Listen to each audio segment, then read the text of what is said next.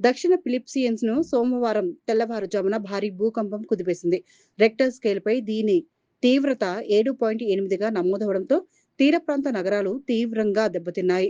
ముఖ్యంగా దాదాపు 7 లక్షల జనాభా ఉన్న ప్రముఖ ట్యూనా ప్రాసెసింగ్ పరిశ్రమ కేంద్రమైన జనరల్ శాంటోస్ నగరం ఈ భూ ప్రకంపనలకు వణికిపోయింది. ఇక్కడి అంతర్జాతీయ విమానాశ్రయం కూడా తీవ్రంగా దెబ్బతింది.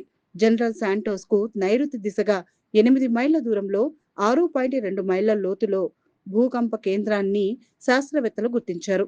ఈ భూకంపం కారణంగా తీరంలో 10 అడుగుల ఎత్తున సునామీ అలలు విరుచుకుపడవచ్చని అధికారులు హెచ్చరికలు జారీ చేశారు. ఇప్పటికే ఫిలిప్పీన్స్ తీరంలో 3 అడుగుల ఎత్తు వరకు అలలు ఎగిసిపడ్డాయి. మరోవైపు ఇండోనేషియా, మలేషియాలో 3 అడుగుల ఎత్తు వరకు, అలాగే తైవాన్, జపాన్, పపువా న్యూ గునియా దేశాలు కూడా ఈ సునామీ ప్రభావానికి గురయ్యే అవకాశం ఉందని పసిఫిక్ సునామీ సెంటర్ అంచనా వేసింది. దక్షిణ ఫిలిప్పియన్స్ ను సోమవారం తెల్లవారుజామున భారీ భూకంపం కుదిపేసింది. రెక్టర్ స్కేల్పై దీని తీవ్రత 7.8గా నమోదవడంతో తీర ప్రాంత నగరాలు తీవ్రంగా దెబ్బతిన్నాయి. ముఖ్యంగా దాదాపు 7 లక్షల జనాభా ఉన్న ప్రముఖ ట్యూనా ప్రాసెసింగ్ పరిశ్రమ కేంద్రమైన జనరల్ శాంటోస్ నగరం ఈ భూ ప్రకంపనలకు వణికిపోయింది. ఇక్కడి అంతర్జాతీయ విమానాశ్రయం కూడా తీవ్రంగా దెబ్బతింది.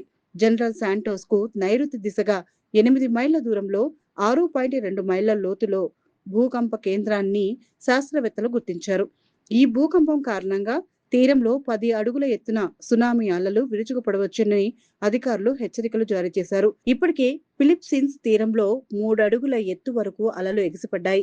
మరోవైపు ఇండోనేషియా, మలేషియాలో 3 అడుగుల ఎత్తు వరకు, అలాగే తైవాన్, జపాన్, పపువా న్యూ గునియా దేశాలు కూడా ఈ సునామీ ప్రభావానికి గురయ్యే అవకాశం ఉందని పసిఫిక్ సునామీ సెంటర్ అంచనా వేసింది. దక్షిణ ఫిలిప్పియన్స్ ను సోమవారం తెల్లవారుజామున భారీ భూకంపం కుదిపేసింది. రెక్టర్ స్కేల్పై దీని తీవ్రత 7.8గా నమోదవడంతో తీర ప్రాంత నగరాలు తీవ్రంగా దెబ్బతిన్నాయి.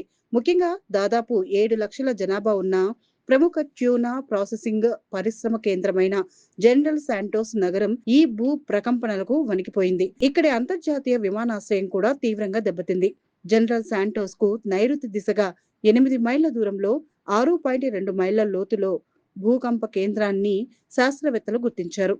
ఈ భూకంపం కారణంగా తీరంలో 10 అడుగుల ఎత్తున సునామీ అలలు విరుచుకుపడవచ్చని అధికారులు హెచ్చరికలు జారీ చేశారు. ఇప్పటికే ఫిలిప్పీన్స్ తీరంలో 3 అడుగుల ఎత్తు వరకు అలలు ఎగిసిపడ్డాయి.